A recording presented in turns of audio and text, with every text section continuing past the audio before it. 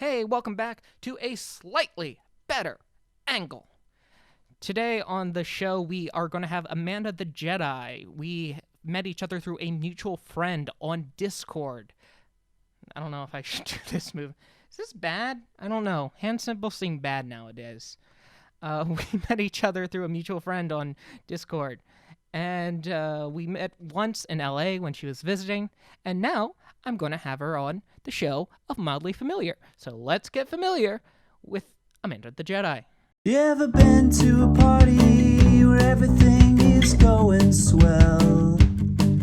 And you turn to somebody, say, I'm Gage, I hope you're well. And they say, we've met before. And you say, oh no. I knew they looked mildly familiar. Mildly familiar, oh no.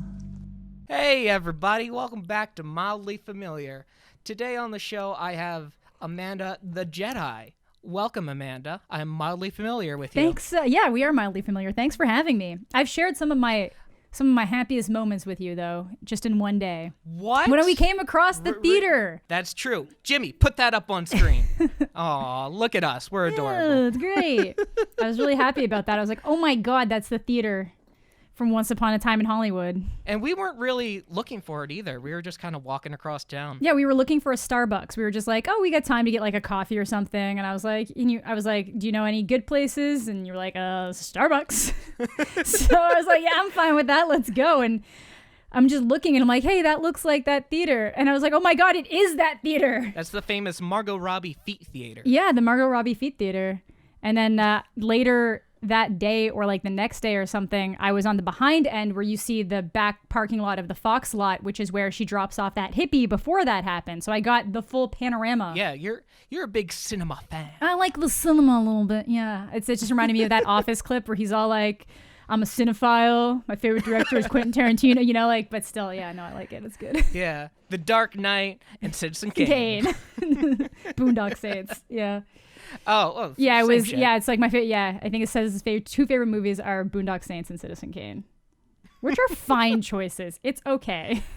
Yeah, it's okay. It's just a very jarring pair of choices. Absolutely. What coffee are you drinking right now? This is not coffee. This is Coca-Cola.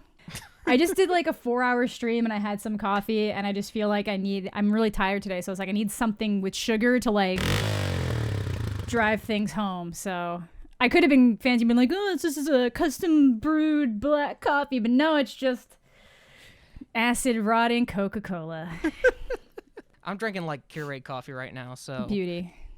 Times are tough. It gets the job done. Yeah. It injects caffeine into my veins. I like it. That's all you need. Yeah. What kind of coffee are you drinking nowadays, though? Sometimes I get really lazy, and if I can find them at good deals, I'll just get those like pre-bottled Starbucks Frappuccinos just to have on deck. So like, wow. Yeah. Those things are like a sugar bomb. Yeah, I love them. They're great. Not. I actually have like an espresso machine, so I'll make base drinks, but like my favorite thing to make is like eggnog lattes, and obviously eggnog's only in season certain times of year, so it's been a bummer, but for whatever reason they brought it back randomly, so I've been able to find it in my like bi-weekly, not even bi-weekly, every 2 weeks, yeah, so bi-weekly grocery store trips if I can, and I've been living off that for a while, but I know someday it's just going to disappear again, and I'm either going to have to go to the incredibly arduous process of figuring out how to make my own eggnog, or I'm just going to have to find a way to make, just steamed milk and espresso taste good. How long have you had that espresso machine? It's been like a while, like okay, 2 years. You've been making eggnog for quite some time. Well, I'll take eggnog breaks. Lattes. Yeah, like I take breaks I used to go to Starbucks like way too much, but that's obviously not something that we can do right now. And I'll go through phases where I have like I'll make like matcha green tea based drinks, but at home because like that's really easy to make. But if I want coffee, I try to experiment with different latte things because apparently I just need it to be coffee, but then also taste like a sugar bomb at the same time. But oddly enough, I don't like whipped cream, so it's like we dance the line, we toe the line. I never go full. I never go full basic, No, I'm the same way. I'm like, look, I'll have a pumpkin spice latte. Absolutely. But But if you put whipped cream in that shit, It's that's where out the that's where I window. draw the line. Absolutely. Same page. Same page. Yeah. Oh God, we're coffee aficionados. here. Absolutely, we are. Sometimes I make Chemex coffee and I'm like, oh, this is pretty good. And then I'm like, good thing I have eggnog though, so I can just make this better. But Yes. Wait, eggnog is available right now in Canada. yeah, oddly enough, I don't know what happened. I'm almost guessing that maybe it's because people might not be buying as much dairy, but I don't think that's a problem here. So maybe they were just like, I guess we should just turn a bunch of this into eggnog. But it's so weird. Eggnog lasts a really long time. Maybe they just overmade some of it because that stuff lasts way longer than regular milk products. Yeah, I saw some in like January and even some in February, but it's April now. Yeah, so it went away. I hadn't seen it in like 2 or 3 months. And then suddenly there was just eggnog. And I usually like the light eggnog, and this is just like the full fat eggnog. Full fat nog. Yeah, full fat nog. So I've just been able to use like a little bit less of it and like diluting it down. But I think I'm down to my last serving once again. Yeah, I'm sorry for you. This is a really big struggle that you're going through right now. Like, I know if I just got a couple of like different syrup flavorings and figured out some ratios, I could make really good tasting regular lattes too. But I just haven't done that I'm yet. sure you don't have time for that. You're constantly busy. I am. Whenever I see you, you're like, oh, I put out a video today. Oh, I'm doing a 4-hour stream today. Yeah, pretty much. And I feel like I'm less productive now than I used to be, but I mean, you're doing YouTube and streaming full time, correct? yeah, I am. That was supposed to be, I kind of fell into that. So I was doing esports videography, mostly esports editing. And I'd been doing that part-time for a company, and then that company ended up getting bought out. And they offered to move me to LA, but I just didn't figure it was a good fit for a variety of reasons. For one, people were really mad that this company bought out the original team. Like, I don't watch much sports, but I guess just imagine who's a big player in a sport. Okay, imagine somebody bought out the Golden State Warriors and then like got like Stephen Curry was just like, okay, I'm gone. Like the whole team was gone. And then it's like, what's the point of even liking this team anymore if like we don't like any of the players? Yeah. It was like very serious like that. Like it was a huge thing where like the original owner left and all of the people that were originally involved were gone. So it was a big backlash. So I was like, I don't know if this is a good move, and I'd rather work with the people that, like the original people. So I ended up reaching out and got a job working for that new venture. But then, I don't know, I basically had the job for like a month, but I hadn't started working yet. And they're like, yeah, so like this is going to be full time. So I was like, great, I can quit my job at the gym. That's awesome. So because I'm making enough money not to need that. And then I can still do my own stuff, maybe just a little bit less, but it'll be great. And then I kind of started working, and there seemed to be like a huge misunderstanding as to what I was supposed to be doing. Like they hadn't sent me anything for editing. They were getting me to do like research and stuff, which was fine. But then it was all like, yeah, we just had a call. I think there was like a misunderstanding as to what you were hired for. Also, like we have to let a couple of people go from the content team because of like some situation or another. So I wasn't even the only person that got let go at that time, but I was clearly the only person working remotely away from everyone else. So like, and the most recent hire. So it was like first one in, first one out. So I worked for 2 weeks for them, barely doing what I was like, not doing what I was in my mind hired for. And then I was gone. And I was like, they were good about it though. Like he tried, the owner who's like, I might be able to find some stuff for you to do. And there was like a couple of things, but I was like, I'm not going to panic. I'm not going to try to get my old job back. And this all happened in November. November was also the worst month for my YouTube channel, and my stream was pretty stagnant. So I was kind of like, I don't know what's going to happen. But I was like, it's almost the holidays. I know I'm going to go home for like a week, so I don't want to push anything right now. Maybe he'll be able to find something for me. And then I have Sundance in January, so I don't want to start a new job and then have to be like, by the way, I'm bouncing for 2 weeks to go to Utah. So I was like, I saved up money from the editing. I can kind of chill for a little bit. And then, maybe look into something. I was maybe considering freelance video editing, but it was like December hit and like my YouTube started doing a lot better. And then when my YouTube started doing better, a lot of people came from there to my Twitch channel. And then that's just been building pretty steadily. And it's like, as my YouTube kind of goes down, because I know CPM's kind of down across the board on YouTube right now, like in terms of ads, like my Twitch is doing really well. So it's like, I'm doing okay right now. Like, thanks to the kind people, I'm doing okay. It's like everything kind of started working into place when it needed to. So this is all I technically have to worry about right now. But I feel like I just overall put more effort into my videos than I used to. So they just take longer. That's great. Yeah. You're evolving in the videos. By the way, congratulations on the 100K. Thank you. Getting pretty close. Where you at right now? Like 97? Not quite. 95. 95. I'll probably be at 96 by the end of the day. Hell yeah. If it all goes well, I'll be at 96 by the end of the day. So getting there. Yeah, and part of the interesting things that I like about your YouTube channel is that you take very personal experiences and apply them to your I try. content. Yeah, I try. Yeah. I like doing that. It's fun. Or finding some kind of other, like with movies, sometimes it is just fun to talk about the movie if it's a disaster, but I do also like if there's been some kind of fun story with it. So like when I talked about Swiped, I made it more about the director throwing a hissy fit at everybody than I did about the movie itself. Because like something like that's kind of fun to focus in on because it's like information that people might not know about.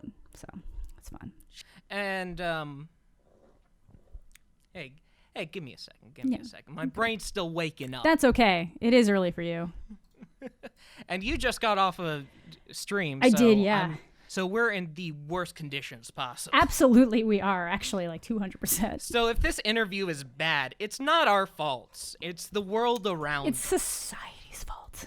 It's society. Mm-hmm. What do you get when you place a streamer and a Gage into society? You get what you deserve, all right? Which is bad content.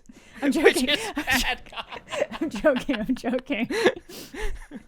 That was insulting me too, so it's okay. That's fine. Yeah. I feel like we're on that level where we can jab riff. each other a Yeah, little absolutely. bit. Yeah. That's actually interesting because we met on Discord through our friend Knockout Wolf, Brody. Yeah, Brody.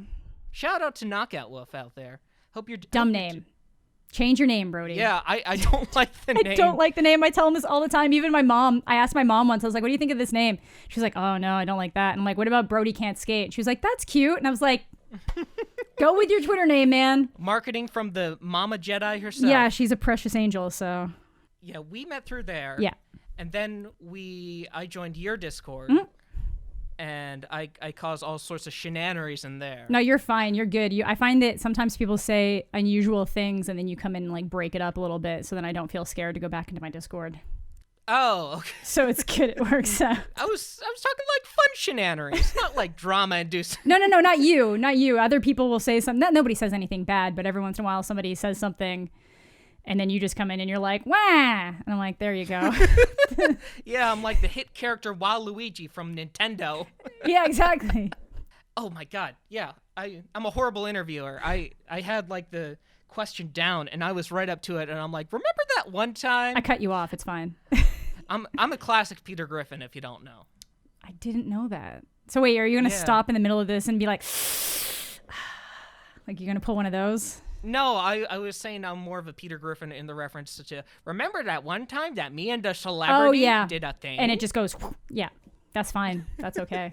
Remember that one time me and Amanda did a Tinder video together? Oh, yeah, we did a Tinder video together. I threw my phone. That was a lot of fun. Yeah. The link to that will be in the description. So what did you watch growing up that really influenced you? It's different. I feel like I've gone through so many different phases and points in my life. Like I feel like getting really into a wide variety of cinema has been like a newer thing, or like just the movie world in general has been like more of a new thing. I feel like when I was younger, I was way more influenced by music, and all sorts of whiny stuff. But I don't even know. I feel like I liked all the same things everybody else did when I was younger. I had a pretty. If when I was really young, obviously, if my parents didn't have it around, it's not something that I could watch if it wasn't on TV. But I do remember when I finally got old enough, I watched Jurassic Park with my best friend at the time, Sean. And I remember that from when I was younger because when my parents were watching it one time, I was supposed to be like having a nap and I was looking around the corner and I saw like the really cool scene with like the da-da-da-da-da. And I was like, wow, all the dinosaurs. And my mom was like, get back in there because it's like not gonna stay that way for There's long. going to be a pile of shit there in a second. Yeah, I was like 4 years old, so I was like back in there. So like when I actually got to the point where they were like, you're old enough, you can watch Jurassic Park. But yeah, we would go through their VHS collection and just watch random movies from in there. We'd have to go ask. We'd be like, can we watch this? And it would be like The Godfather. And they'd be like, no. And I'd be like, okay. And we go back. I'm like, can we watch this? So your parents had like a pretty hefty VHS collection. It was like a decent collection. For some reason, I feel like they were like sub to one of those like Columbia House things where like they'd send you videos. I could be wrong. Maybe that's not the case. But they did have like a fair amount. And I remember at one point I went through and I made a list of all of them, and then I got them to put like little check marks next to the ones they wanted me to upgrade to like DVD. And now I probably got to do it again. Going to Blu-ray and then to 4K. But yeah, but then I started working at a, so like I was really into music for the most part. I still watched a lot of movies when I was younger too, but I really loved music. And I started, when I was in high school, started working at a store that was like a record store and a movie store. So that got me more into a lot of movies because I was around them all the time. So I would just like buy new ones. I remember Clerks having a really big impact on me because I felt it was reflective of my job at the time. And I don't know, it was cool and I still love it. So little things like that, you just get exposed to things. If you're putting things away all the time and you notice that like Pulp Fiction comes in every time it sells, I'm going to watch Pulp Fiction, you know, like it's just something like that. So for sure. Yeah. Oh, actually, hang on. Yeah. Shut up.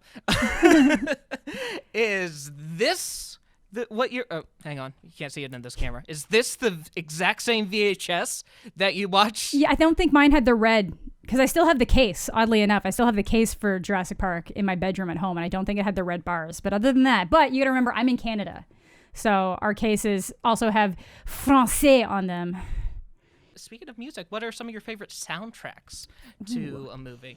If we're talking like something that has songs, big fan of the Scott Pilgrim soundtrack, obviously, mostly for like the Sex Bomb songs, but I think there is a lot of other, like there's Metric on it as well, like some good stuff.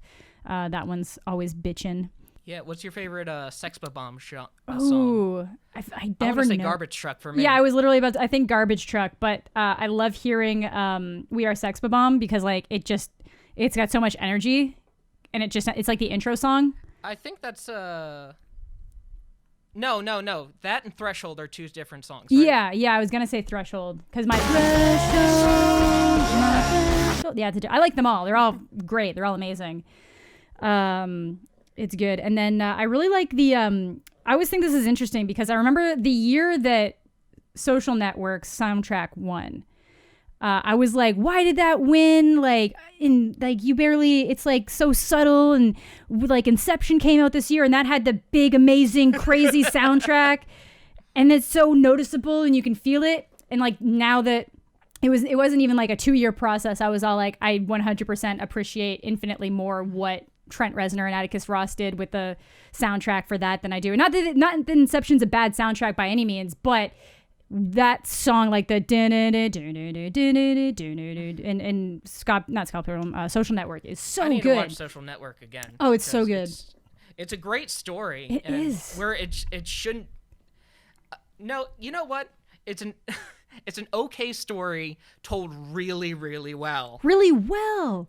Yeah, exactly. Like it's just such a solid piece between like, you know, like relationships between people and like deception and lies and Napster.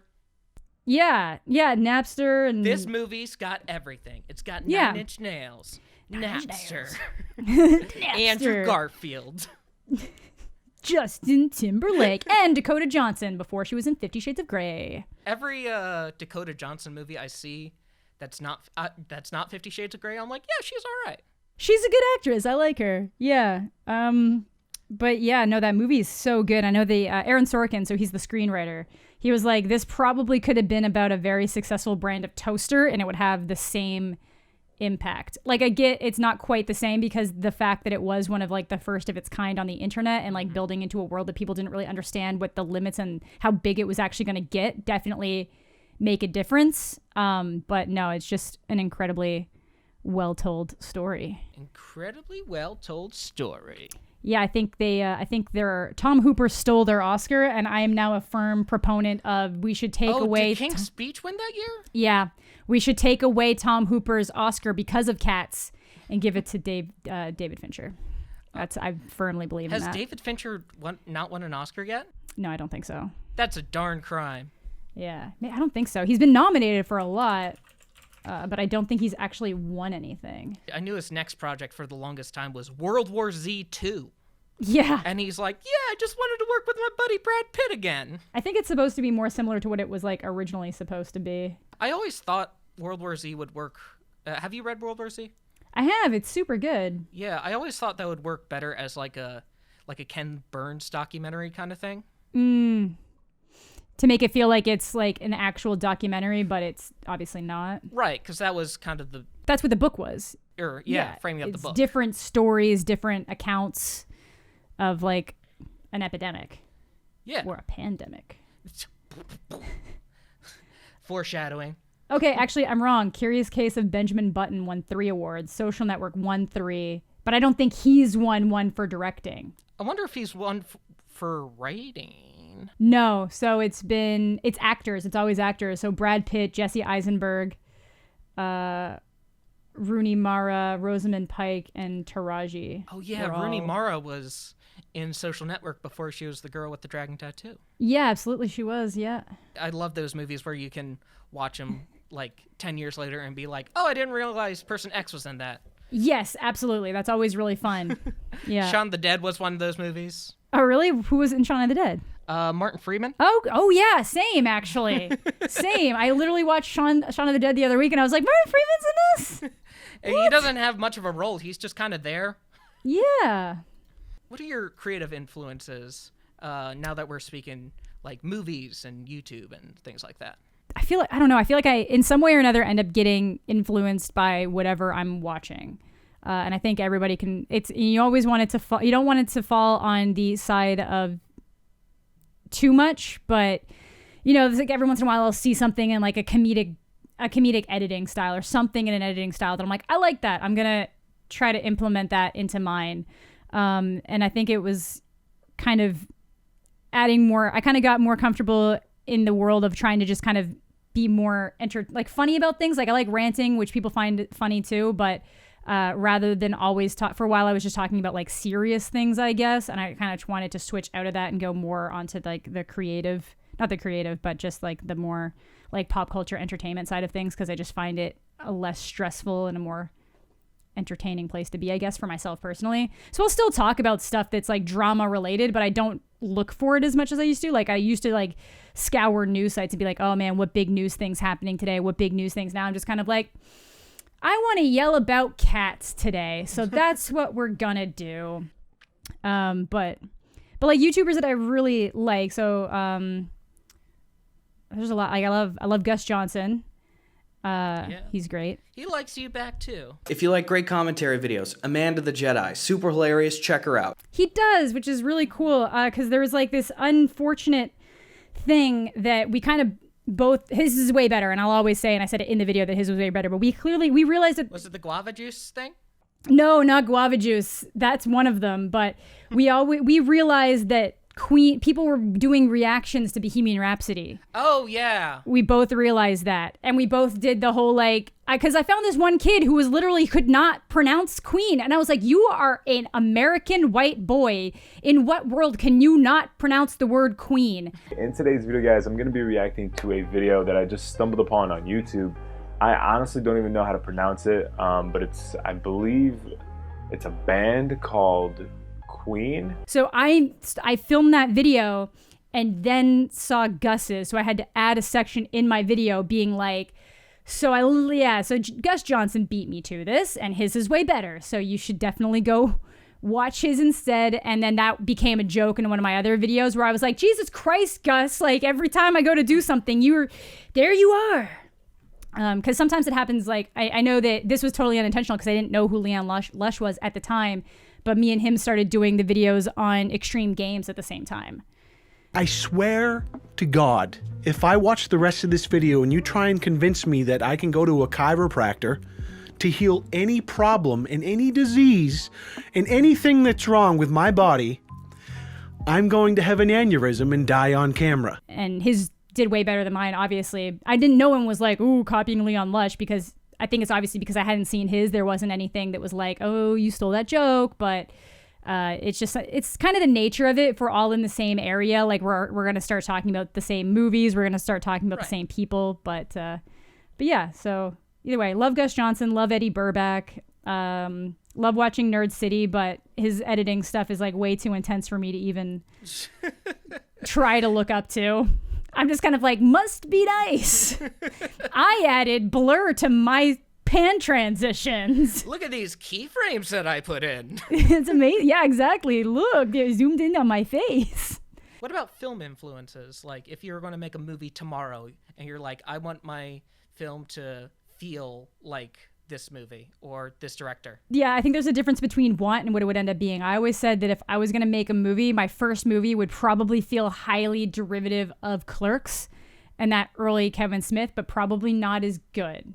Or definitely not as good. But it's because like I know that was my life for like 10 years. Like all through high school, all through university, I worked at that record/video store.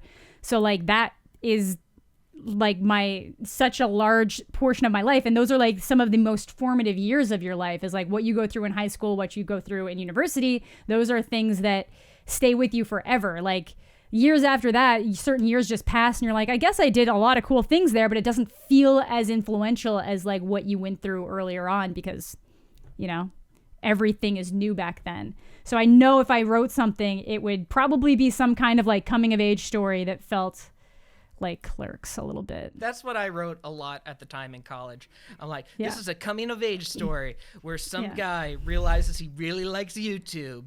It's not derivative of me at all. No, of course it's a not. Totally original thing because no one talks about YouTube nowadays. But yeah, that's probably how my first one would pan out. But I've always had a couple of ideas for different like horror series that probably wouldn't be movies, but would be a YouTube thing. But I feel like they'd be too real and it would not be a good idea to actually do them. It would probably have to be like a movie. But what are some of your horror influences? Well, I guess the thing, I don't even think I'm like the biggest horror fan in the world, but I always thought there's so much that you can do with like the idea of like stalkers and stuff with YouTube. But at the same time, that's such a real thing that happens and something that I've actually dealt with, that I feel like if you were doing it and setting it up on YouTube in a way that you were trying to convince people that it was real, it would be very negligent and irresponsible to do so, especially now. But I had an idea that I really wanted to do, but for me, my favorite horror movie is Scream, and I like horror movies that make commentary on tropes or either try to subvert them in a way the same way Scream does, not parodies. Like I'm actually really not that into parody horror movies. Not like Scary Movie or Scary Movie 2. Yeah, exactly. Like Scream feels like a horror movie, and like when you like, you know, you've got moments of tension, you've got, you know, it's got a solid slasher flick vibe. It's got those moments of isolation where you're like, is someone around right now? It just picks on the tropes that every other horror movie does, while sometimes playing into them because it shows like this is how this happens in real life, but stuff like that. So I really appreciate things like that, and I also like it when people find cool things from old folk tales or old myths and try to find a way to like work it into movies in some ways. Have you seen Color Out of Space with Nicolas Cage?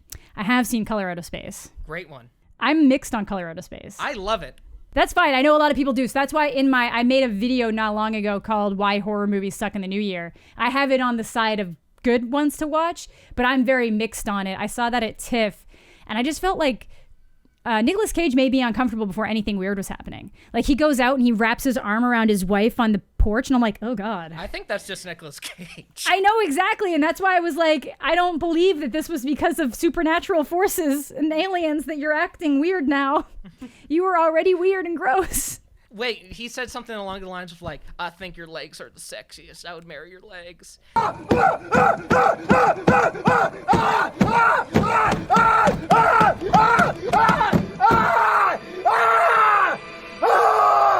That's my great Nicolas Cage impression, by the way.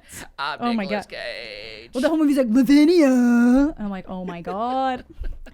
It's good though. Like there is a lot of good to it. I've heard mixed things. Some people are like, I'm such a huge Lovecraft fan, so I hated Color Out of Space. And other people are like, I'm such a huge Lovecraft fan, I loved Color Out of Space. So it's like, I just feel like different people take it in different ways. Some people like it because it's ridiculous. Some people don't like it because it's ridiculous. I do like how they implemented the body horror in it though. That was like very disturbing and uncomfortable. That's something you don't see a lot nowadays.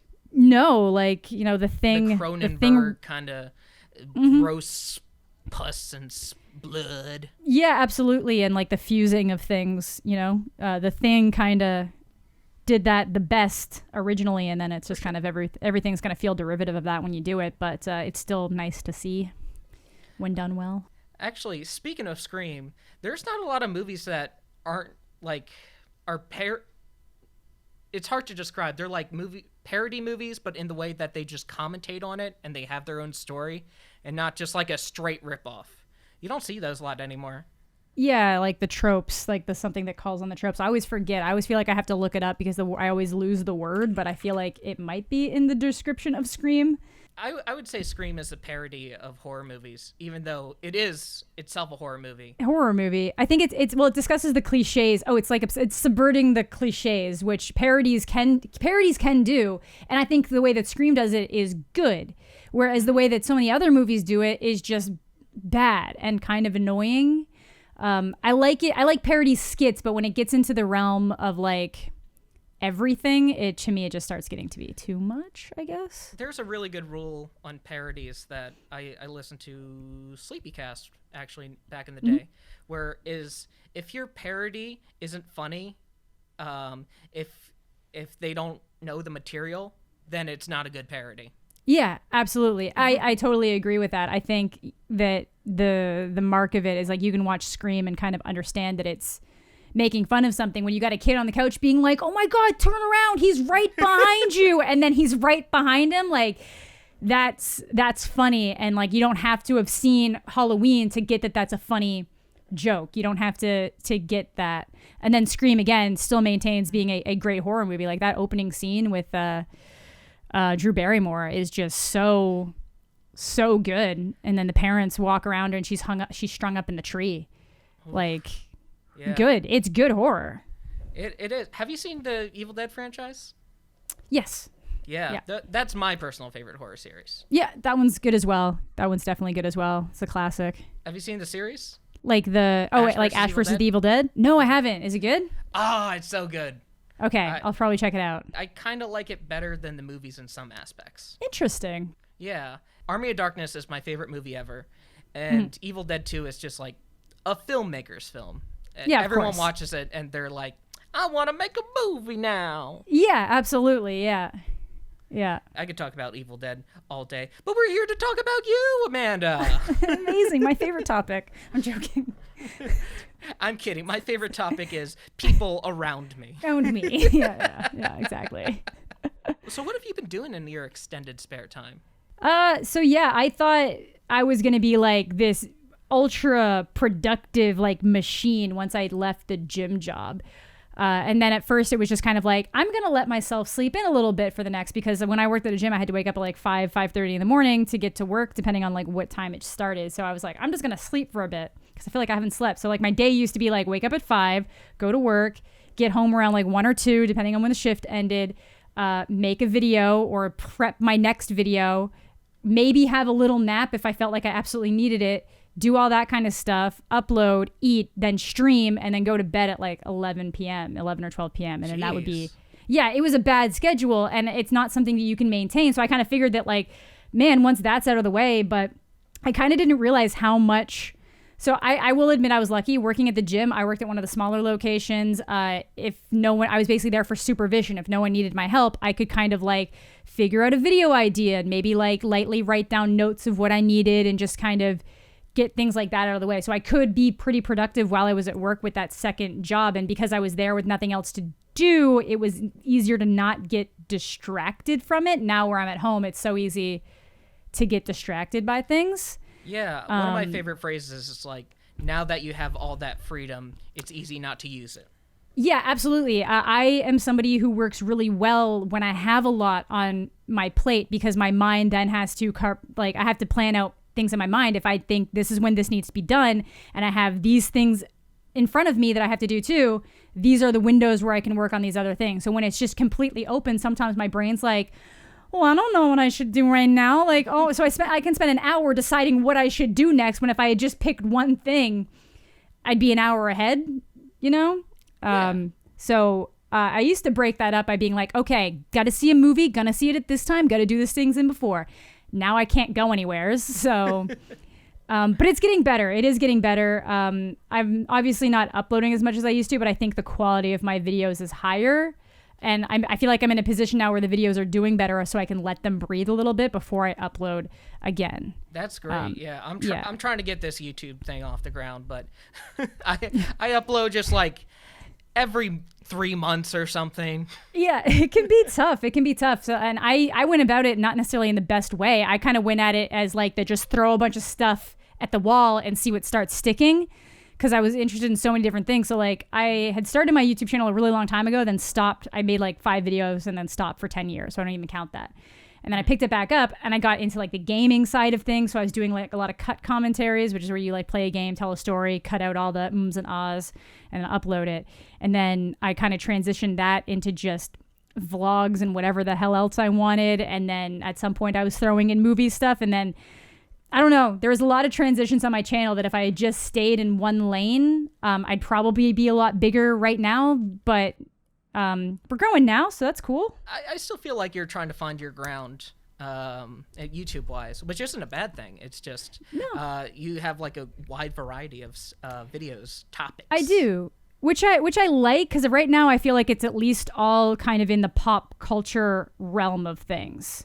So I still kind of like talking about things where I can kind of like sass somebody or something, like the preachers. You're pretty good at sassing. Yeah, like sassing is fun, like commentary is fun. I feel like I'm like a pop culture commentary. So it's like I'll talk about a lot of like the random pop culture stuff that's weird for like reality stuff, or just like crazy people doing stupid things because it's, you know, fun to talk about. But then I really like talking about movies at the same time. Yes. I still have a variety of content, but I feel like it's still at least more honed in. By the way, I've never asked this, and I'm sure this is some deep channel lore that I'm unfamiliar with, but why are you in a Jedi robe in your thumbnails, or used to be in a Jedi robe in your thumbnails, when you're called Amanda the Jedi? You mean Harry Potter? Oh, fuck. I'm a bad interviewer. Because Jedi are space wizards. I don't like that answer. You're gonna have to answer again, Amanda. It's mostly because I took a picture wearing the robes. It was a good picture. I cut it out for something and it works, and it makes people ask that question and it angers people. Like sometimes my name bothers people. I've been using this name for like a really long time, since high school. So it just seemed like that's a fine YouTube name to have. That works. Yeah, people know Jedis. I'm not even the world's biggest Star Wars fan. I like Jedi a lot, though. You're not the biggest Star Wars fan yet. Yet. But no, some people will like literally be like, there's not enough Star Wars content on your channel. And I'm like, well, Elvis the Alien's channel is not exclusively alien content. So you can take a hike, mister. So like, I don't know. This is like the second time I'm mentioning this video in this month, but have you seen that video that goes, fedoras are awesome. Fedoras are awesome. Fedoras are awesome. Fedoras are awesome. Yes. Fedoras are awesome. Fedoras are awesome. Mine's better. Fedoras are awesome. No, I don't think so. Is it like it's that? a guy by Jedi. Dave the Alien. Oh, okay. And for the longest time, I thought Dave the Alien and Elvis the Alien were like the same person. So I'm like, I'm not watching this guy who did a horrible a cappella rendition of Fedoras are awesome. Fedoras are awesome. It's not him at all. I'll show it to you after this.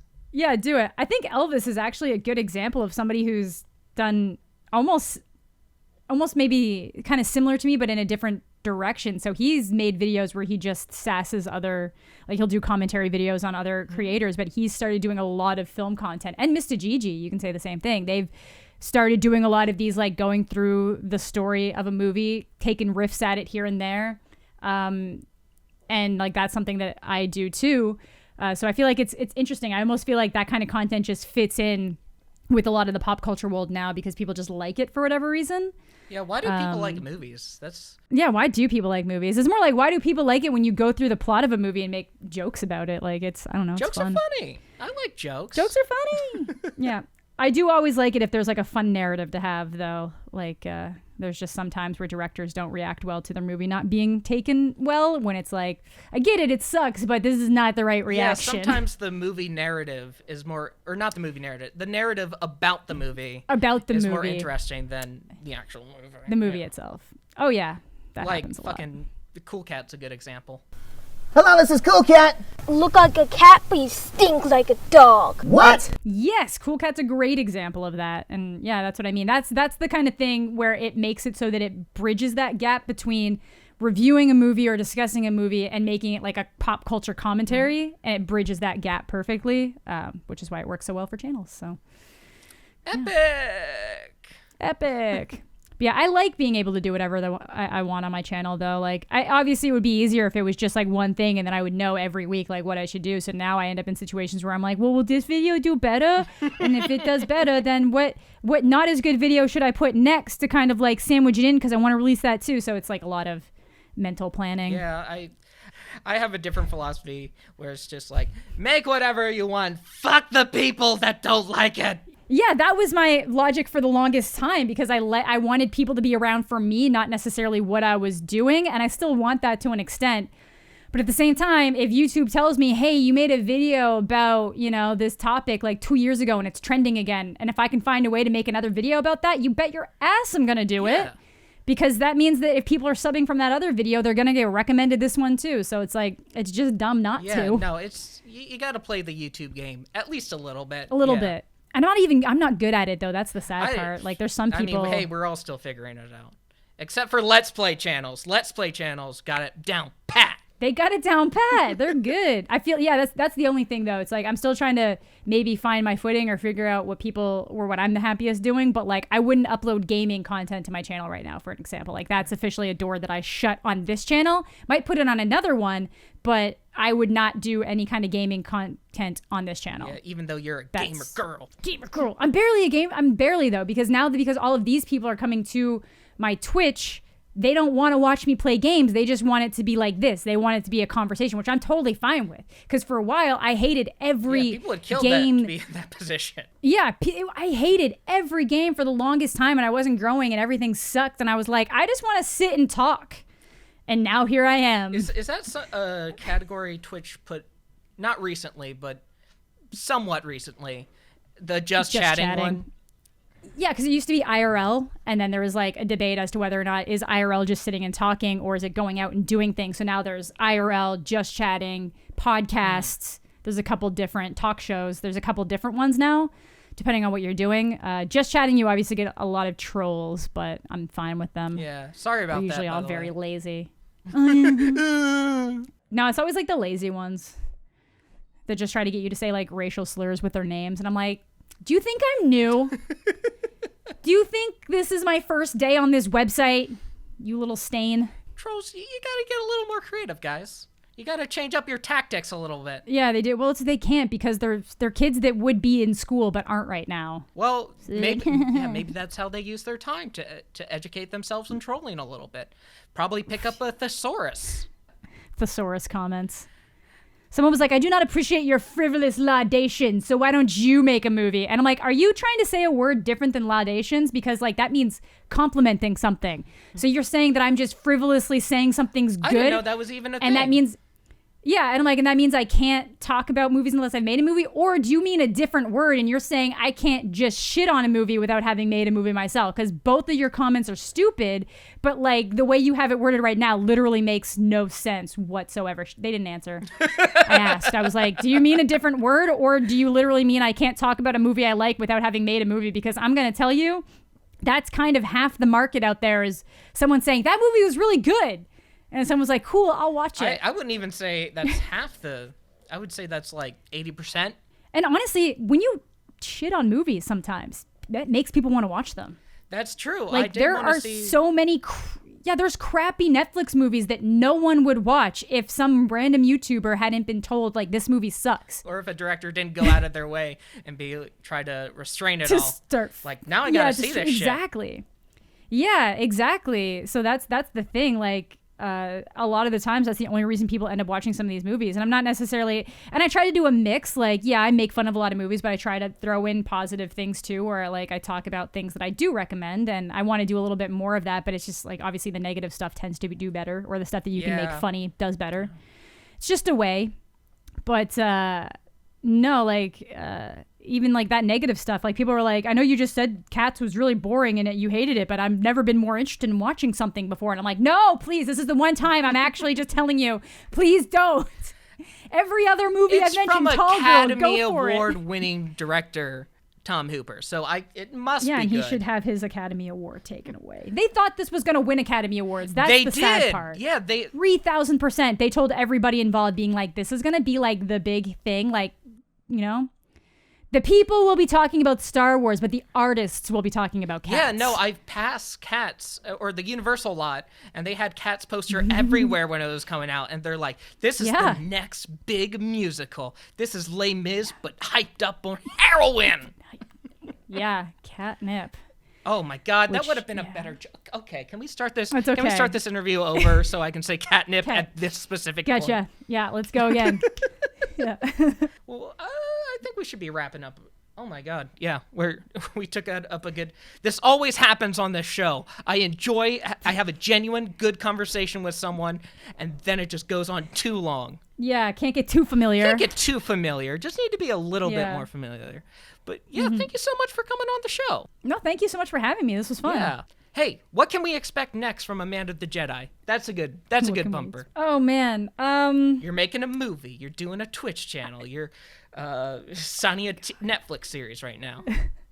I wish. No, I'm actually, I probably won't get it, but I think it's going to be fun to try just because I think it's going to be a really good idea. But the guy who directed Velocipaster, I talked to quite a bit, and he's working on a movie that's very serious, one of his side ones. So he's also working on the sequel to Velocipaster, which is obviously going to be just as goofy as the first one, but he's working on a movie about incels called Montana, which is going to be like very intense. Like, I've read part of the script, and I'm trying to audition for the female lead, and I probably won't get it, but I feel like it'll be funny, and even if I don't get it, it's something that I can turn into content down the road, being like, I tried to audition for this movie, now you can watch it type thing. But it's going to be one of those like really, it's going to be a very dark movie, and it's one of those ones that you are not remotely supposed to identify with the main character that you're following.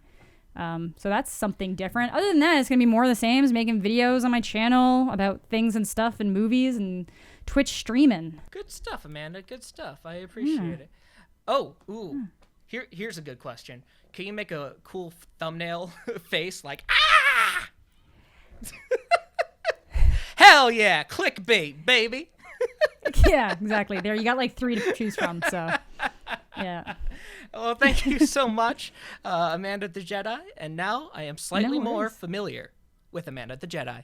Thank you, and have a good night. Thank you. How are we going to sign off?